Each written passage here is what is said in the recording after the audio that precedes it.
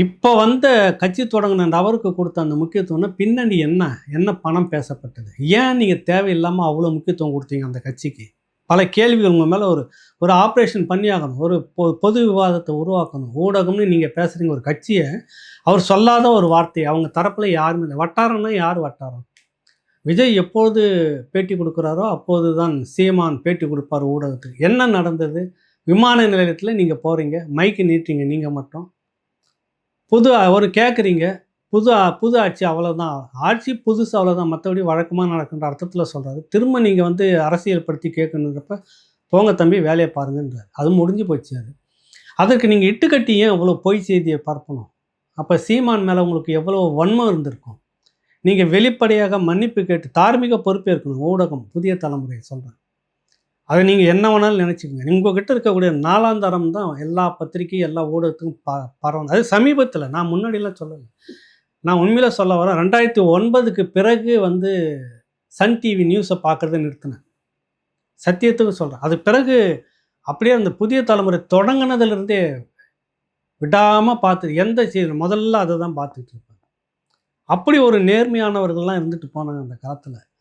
நீங்கள் வந்து உட்காந்துக்கிட்டு ஒருத்தருக்கு சொம்படிக்கிற எல்லா வேலையும், காசுக்கு கூலிக்கு வேலை அடிக்கிற மாரடிக்கிற வேலையில் செய்கிறத நீங்கள் தான் தொடங்கி வைக்கிறீங்க. இல்லைன்னு சொல்லுங்கள். ஏன் அப்படி முக்கியத்துவம் கொடுத்தீங்க? என்ன காரணம்? இந்த தேசத்துக்காக வந்து செக்கு எடுத்த கட்சியா அது? இல்லை மக்களுக்காக வந்து எதனா போராடின கட்சியா? போராடின கட்சி கடைசி வரைக்கும் நீங்கள் உங்கள் கூட ட்ராவல் பண்ண ஒரு மனிதர் சீமான். அந்த கட்சியை நீங்கள் தொட்டு கூட திரும்பி கூட பார்க்கல. ஒரு நிமிட செய்தியில் கடந்துட்டு போகிறீங்க. நீங்கள் அங்கே வந்து முழுக்க நாள் முழுக்க அங்கே நிறுத்தி வச்சுருக்கீங்க ஒரு கட்சி, குறிப்பிட்ட கட்சிக்கு.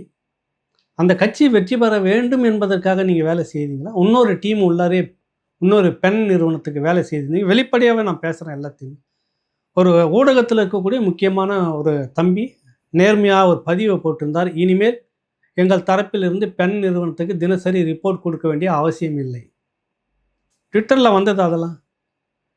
இன்னொருத்தர் வந்து இனிமேல் அந்த நிறுவனத்துக்கு நாங்கள் மல்லு கட்டிகிட்டு இருக்கிற வேலைலாம் அவசியம் இல்லை, முடிஞ்சது அப்படின்றது. நீங்கள் டபுள் வேலையை பார்த்துருக்கீங்க, 2 வேலையை பார்த்துருக்கீங்க. ஒன்று, குறிப்பிட்ட ஆளுங்கட்சிகளுக்கு வேண்டப்பட்ட நிறுவனம் உங்களை ஆட்டி படைச்சிருக்கு. தினசரி இதை தான் செய்தியை போடணும், இதை தான் பேசணும், சீமானை முற்று முழுதாக புறக்கணியுங்கள் அப்படின்றதெல்லாம் உங்களுக்கு மறைமுக ஒரு அஜெண்டாவாக வந்தது. நீங்கள் முதன்மையாக செய்தது புதிய தலைமுறை. நான் குற்றச்சாட்டு வைக்கிறேன்.